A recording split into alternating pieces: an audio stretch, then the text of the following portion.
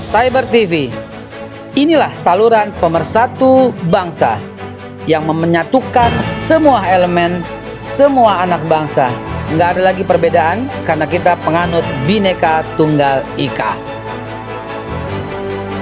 ILC, Indonesia Leaders Club, ajang yang menyaring calon-calon pemimpin masa depan. Teman-teman sekalian, sengaja saya membuka sedikit cerita sekaligus ini sebagai pelajaran. Karena belum ada yang ungkit loh, betulan. Baru Cyber TV yang mengungkit kisah-kisah itu. Kok diungkit lagi? Ini ajaran agama. Ya, agama Islam minta seperti itu. Dalam surat Al-Hasr Allah berfirman, "Ya ayyuhalladzina amanu taqullaha wal tanzur nafsum ma qaddamat lighadin." Jadi kita diminta untuk membuka lembaran yang lalu lighadin, untuk bersikap ke depan. Bagaimana caranya bersikap?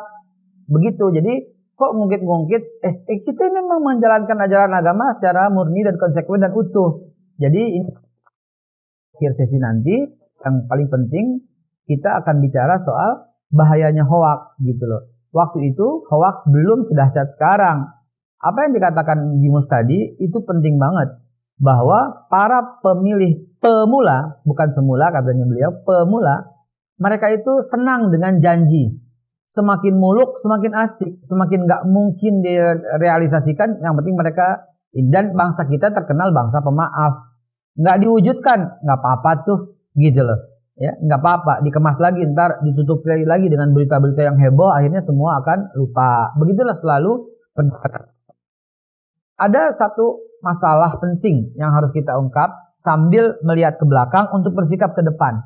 Sebenarnya ketika kita semua menyampaikan lagu 2019 ganti presiden, saya salah satu korban dari soal ekonomi. Bisnis-bisnis stop, kontrak-kontrak stop. Teman-teman tahu bahwa saya adalah trainer, motivator, memberikan pelatihan outbound di BUMN dan sebagainya, dan ternyata tiba-tiba serentak semuanya stop. Dan itu sampai sekarang. Gue jadi curhat. Dan kalau Bang Mardhani mungkin aman-aman saja karena beliau ada bom di rumah kita. pancingannya kena tuh, akhirnya keluar tuh ya. Bang Bu Neno yang mobilnya dibakar, nggak boleh datang ke wilayah ini, wilayah itu. Sampai udah datang nggak boleh keluar bandara gitu. Dan di antara kita ini yang paling ada korban jelas itu adalah Jimus. Dia sempat tidur di lantai yang dingin tanpa kasur. Gimana ceritanya itu waktu itu? Jadi sebenarnya sejak tahun 2016 saya udah lapor ke media dan ditulis. Kenapa tahun 2016? Karena saat itu adalah Parade Tauhid pertama dan saya panitia. Dan ingat gak? Wow, paling awal beliau marketingin, beliau memarketingkan Parade Tauhid. Umasnya itu, jadi saya sempat lapor pukul 1.30 malam, itu lapor ke Telkomsel di Menteng itu, karena ribuan orang memaki saya melalui SMS dan telepon, mengaku polisi, mengaku tentara gitu, mengatakan kenapa Anda itu membatalkan acara saya, mau golf dibatalin pakai nomor saya maksudnya, mau makan malam dibatalin pakai nomor saya, mau apa, semua pada maki-maki, saya bingung loh. Mana mungkin saya batalin. Ternyata saya minta nih bunyi SMS-nya. Ternyata itu di SMS pakai nomor saya. 2016 tuh. 2017 saya masih merasa itu.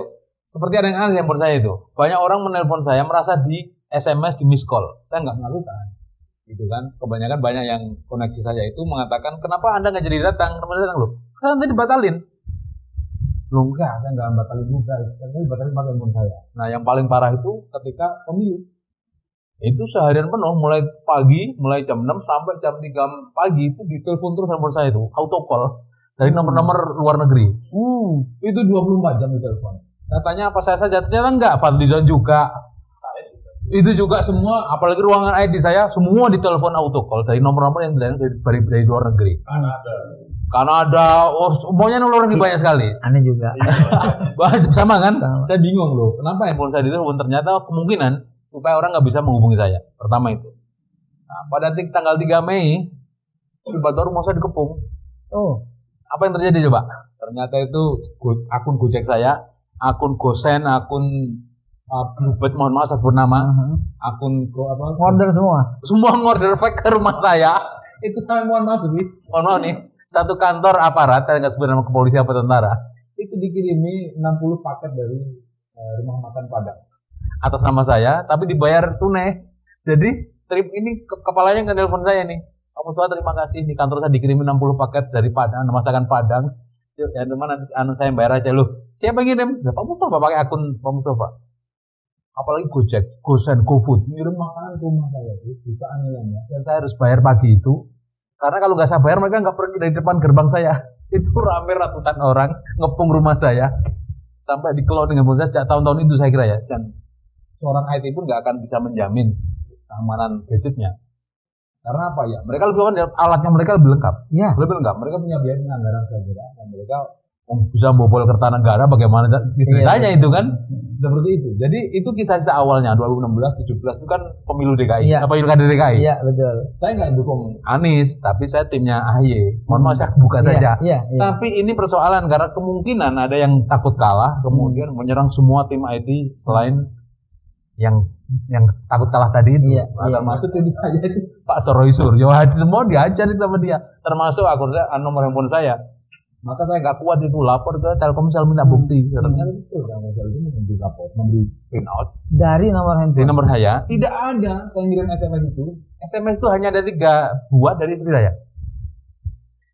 Kan sekarang udah gak zamannya yang pakai SMS.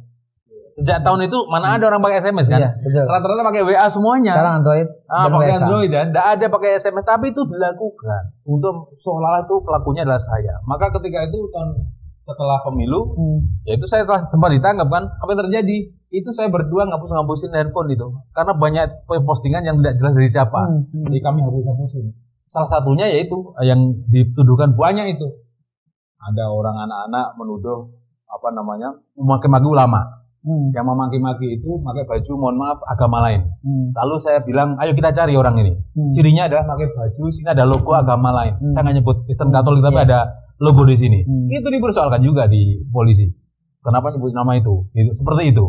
Tapi kemudian saya dikasih laporan, Pak Mustafa, ini pagi itu saya protes kan. Nih, orang yang ada sebut di Twitter itu sekarang udah ditangkap.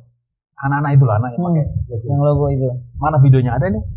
Terus mana orang yang sama mau ketemu? Orangnya gila. Coba ditangkap tapi kemudian nyatakan gila. Terus bagaimana? Gitu loh. Ini yang pertama. Yang kedua soal demo-demo ya. Ada yang banyak mati itu. Saya bilang yang bunuh pasti bukan polisi Thailand. Ditanyalah maksudnya bukan polisi Thailand itu ya pasti polisi Indonesia lah masa. Baju seperti itu polisi Thailand. Tapi masalah-masalah seperti itu ditanyakan sampai detail. Berapa lama waktu itu di kerangkeng itu? 6 hari 7 hari saya lupa. 7 harian lah. Tapi penjemputannya kita sempat lihat. Nah, sedih saya beneran sampai netes air mata. Ya Allah, temen gue jemputnya kayak begitu. Puasa itu saya ngisi pengajian di Bekasi atau Jakarta Timur saya lupa. Itu adalah itikaf pertama 10 hari terakhir Ramadan. Saya pengisi pertama di masjid itu. Penuh masjid itu. Saya pulang seperti aneh emang dari masjid sampai ke rumah itu kan jalannya dari Jakarta Timur ke sini ya, sampai ke rumah. Ya, kira-kira 45 menit lah perjalanan. Itu seperti aneh suasana. Sopir saya bilang kok seperti aneh suasana. Enggak tahu juga. Kita baru masuk rumah, baru mulai layak tiba-tiba ada gedor-gedor tuh, Nah, itu keberapa kalinya sudah berkali-kali seperti itu. Gedor gitu, bawa KRT, pelanggar baru datang, itu ada apa ini? Ini gini-gini, pokoknya ikut dulu, saya ikut aja, karena saya taat hukum kan. Tapi di borgol, baju oranye. Itu dia, ini yang menurut saya ketidakadilan. Kalau yang ditangkap itu adalah, mohon maaf ya, oposisi, katakanlah saya ini kan kita kan oposisi waktu itu ya, sampai sekarang oposisi. Ini teman-teman media itu kan kawan-kawan semua sebenarnya dia nggak, mas saya nggak tega memotret Anda, gitu kan kawan-kawan saya semua. Saya juga bekas di Gerabai lama gitu kan, jadi saya tahu. Tapi saya kepada polisi pun ngomong, ini kan kita mau berjalan di depan wartawan kan, nggak ngaku dia, nggak mau ngomong lihat barang bukti semalam kita ikut aja. Yang ternyata betul laporan berborgol itu depan wartawan. Jadi saya sebenarnya hafal pola-pola perjalanan atau pola-pola urutan dari karakternya saya tahu betul. Pasti ini akan memenuhi Google. Ketik foto saya di borgol itu. Iya, apalagi kalau itu saya masih maklumi lah, sudah pasti itu adalah pola supaya Google itu penuh dengan saya terborgol gitu. Itu sudah saya hafalin, saya tahu maksudnya. Tapi biarin aja. Teman-teman Barta tahu, kawan-kawan semua. Yang menyedihkan adalah saya itu kan mestinya kan Khotim Idul Fitri di Jambi. Batal. Tapi panitia sudah membatalkan karena dikiranya saya akan pasti ini lama ini mungkin ratusan tahun dibatalin gitu. Dan beberapa jadwal lain saya batal semua. Sekitar 20 lebih batal semua dan itu minta pengganti ya. Setahun kemudian saya baru ke sana. Ada yang 2 tahun lagi di Malang akhirnya mengganti Idul Adha besok. Padahal itu jadwal tahun 2019. Seperti itu. Jadi bukan hanya bisnis, maksudnya jadwal dakwah pun dibatalin semua. Itu yang paling sedih. Saya juga sedih di situ. Kita terbatalkan bicara dengan umat, kesempatan untuk menyampaikan visi misi pesan terbatalkan. Nah kalau dulu kan ITE nggak seperti sekarang. Dulu waktu saya kena itu kan orang pokoknya semua punggung rata aja. Pokoknya kalau kamu posting ini isinya gini berarti ITE kena gitu. Kita nggak ngerti permainan intelijen gelap. Bagaimana kasusnya dihandle semua akunnya, dihandle semua Twitter, Facebook, GoFood semua diambil orang lain, mereka bisa melakukan apa saja di handphone saya. Maka saya guyonin, posting kok kayak gini, tak posting lagi tapi saya kurangin. Ya seperti itu kan menjebak saya namanya kan. Itu dulu udah biasa tapi ditangkap kalau sekarang apapun ditangkap sekarang. Ditangkap. Seperti itu. Dulu masih ada maaf-maafan lah. Ini kan permainan di dunia maya. Kalau seperti itu, guyon-guyon, posting kok kayak gini, saya ulangi kayak gini. Jadi memang ini unik lah. Tapi saya hafal karena saya lama menjadi jurnalis kriminal ya. Jadi saya hafal juga tipikal yang menangkap maupun yang pernah ditangkap. Saya tahu betul alurnya itu. Nggak masalah gitu. Ini sejarah saya seperti itu. Nah, jadi teman-teman pemirsa pasti baru dengar bahwa Haji Mustafa Nahra Wardaya ini sampai kayak begitu gitu loh. Serangan ya makanan-makanan siap saji itu ke rumahnya. Pasti baru dengar kan gitu kan. Dan ini sangat menarik dan hati-hati kita. Dan bukan cuma itu. Sebelum saya lanjutkan ke konon kabarnya Sang Alang juga mau digerebek juga gara-gara lagu itu. Kopi Baba Hekal mau lewat dulu dong. Disajikan dulu dong kopinya. Buat kita sambil seruput. Terima kasih teman-teman yang selalu setia dengan Cyber TV. Memang kita santai dan jangan lupa selalu ingat bahwa Cyber TV saluran pemersatu bangsa. Insya Allah itulah niat kita sejak awal. Saya mendirikan Cyber TV tujuannya itu untuk menjembatani dan mengumpulkan semua teman-teman. Nggak ada suku, agama, ras dan golongan di Cyber TV, semuanya untuk Indonesia yang satu, Negara Kesatuan Republik Indonesia. Teman-teman sekalian, silahkan ikut ngopi di sini dari jauh lihatnya. Tadi betapa mengerikan yang terjadi kepada seorang yang sangat percaya dengan iklim demokrasi Pancasila yang sangat terhormat.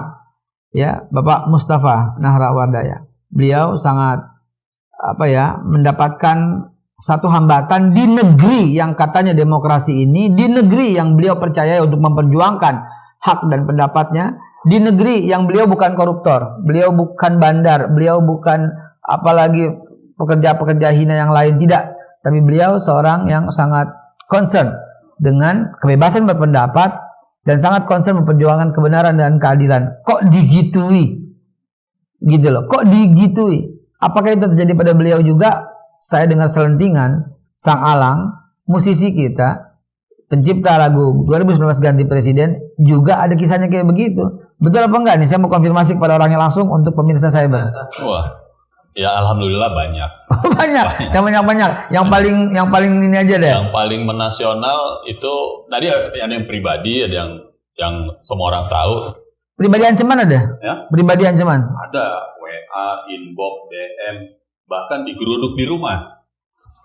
Oh ya? Diserbu. Ada 50 orang preman lah. 50 orang. Dan itu di videoin sama pembantu saya di rumah, sama satpam di rumah saya juga. Nah itu jadi adalah seseorang yang ngasih tahu, ini rumah ente bukan gitu di WA. Besok lo keluar ya, hari Sabtu, malam Minggu. Kenapa? Nanti ada tamu nggak diundang datang, sekitar 50 orang. Wah nggak percaya. Terus sebentar. Bapak itu atau ibu itu, Mr. atau Mrs. X itu WA ke Pak Alang. WA ke saya. Katanya di rumah akan digeruduk. Nah, jadi ada orang baik juga, ada orang yang tahu itu ya. Baik. Jangan-jangan dia sendiri yang menggeruduk, apa saya nggak tahu. Tapi yang jelas dia baik. Tadi dia nggak percaya. Terus, oke, sekarang saya mau buktikan kalau saya benar. Coba lihat WA sekarang. Ini real time nih. Itu foto rumah Anda bukan? Oke. Saya lihat kan, emang ada kucing lewat. Cekrek. Oh ya tuh, saya lihat. Oh benar-benar. Waduh. Orangnya yang mana nih? Saya lihat sini dari atas tuh. Nggak kelihatan. Mungkin ada mobil-mobil sih di seberang sana. Rumah saya kan di Boulevard Raya gitu. Kalau dari mobil, nah ini saya paham banget nih siapa Haji Mus. Dia udah mulai nih merancang, menganalisa ini. Tajam banget kan beliau kan. Itu berarti bukan dengan handphone biasa dong. Ya sepertinya, karena jernih. Jelas, jernih. Dia lagi di seberang. Iya. Ada mobil yang parkir. Ada. Betul. Sadis. Nah terus kemudian betul terbukti beberapa hari kemudian tuh pas malam minggu, sebelum malam minggu, Sabtu sore habis asar, betul datang. Terus pembantu saya telepon, Pak, orang makin banyak nih. Digerebek betulan. Betul. Sebentar, andai kata tidak ada informasi itu, tentu Sang Alang pasti nggak terima dong digerebek kan? Oh iya. Karena nggak terima, lalu berarti ada heboh kerusuhan dong. Iya. Kalau ada kerusuhan, mungkin nggak dijemput. Jadi sudah jelas di situ saya ditelepon polisi. Polisi hadir. Iya, saya ini Kapolres. Hadir dia. Ada apa Pak? Saya di depan rumah Anda. Ada apa Pak? Saya nggak ngundang Bapak. Enggak, ini Anda ngundang jenderal datang ke rumah, ya. Harusnya Anda lapor aparat setempat, karena nanti akan mengundang. Tapi Anda bikin buka puasa bersama. Enggak ada Pak. Saya lagi sama keluarga saya kok buka di luar. Dia alasannya ada broadcast buka bersama. Jadi atas undangan saya lah soal itu datang. Jadi motifnya mirip-mirip lah sama Mas Nahra tadi. Nah, kalau dia soal itu undangan bukber. Waktu itu nggak ada Pak. Oh ya udah kalau gitu. Nggak Bapak, saya Pak biasanya ya, saya pernah ngundang polisi minta pertolongan. Saya melakukan permohonan baik WA atau saya datang sendiri.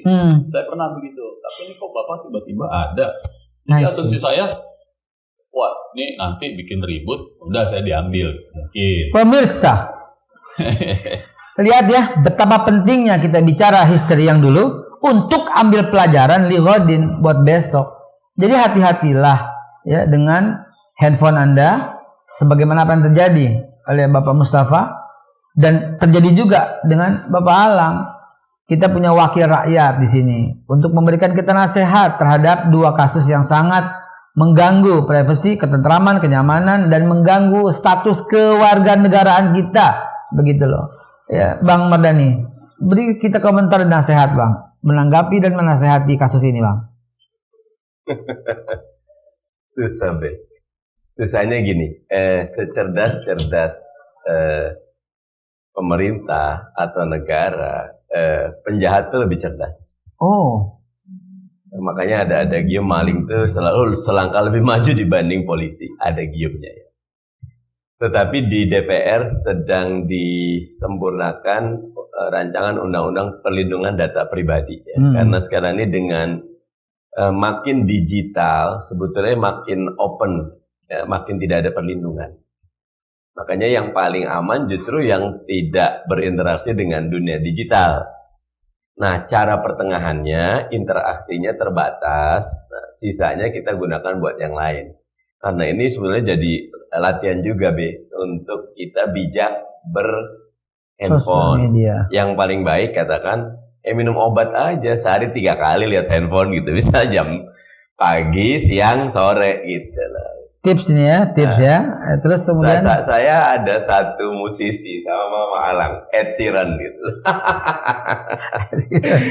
Kita suka lagunya tuh ya. Itu nggak pakai handphone, cuma pakai email aja karena dia tahu siapa yang perlu pasti akan menghubungi dia. Dengan tidak banyak berinteraksi dengan handphone, kita bebas dari distraction, dari gangguan. Jadi bisa fokus ke. Tentu ini tidak menjawab terkait dengan bagaimana kita bisa tetap berdakwah, berpolitik dengan sosial media. Karena kadang-kadang numbers doesn't matters. Quantity doesn't effect. Yang effect itu quality. Mungkin sekali nge-tweet atau sekali kita tampil tapi dia konsepsinya bagus, kerangkanya bagus, logikanya bagus, akan visi ke depannya bagus, itu akan memiliki subconsciousness masuk ke alam bawah sadar orang-orang yang membaca. Itu yang paling kuat. Nah, kedalaman dan ketajaman menentukan. Jadi maksud saya, karena kalau kita sibuk dengan permukaan, kita atur gimana caranya.